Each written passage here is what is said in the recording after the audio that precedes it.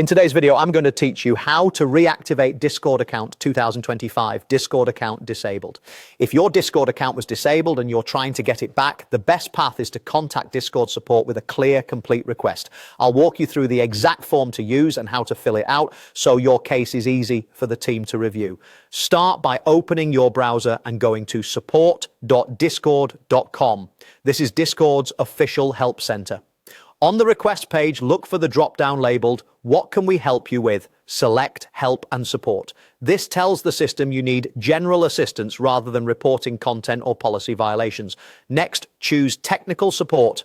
This opens the support form where you'll provide the details of your issue. You'll see a question asking, "What type of issue are you experiencing?"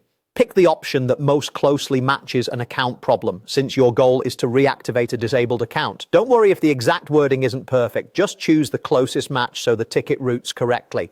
You'll also see a platform field. Select the device you primarily use for Discord, like Windows, Mac OS, iOS, Android, or the web app. This helps support see where the issue appears, even if the account status is the main problem. In the subject box, write a short, clear line such as "Request to reactivate disabled account." Keep it straightforward so the purpose is obvious at a glance. In the description, be detailed and polite. Include when you discovered the account was disabled, any on-screen messages you received, your Discord username and discriminator if you know it, and the email associated with the account. Briefly explain any relevant context like recent changes that might have triggered the disable. Keep it factual and professional.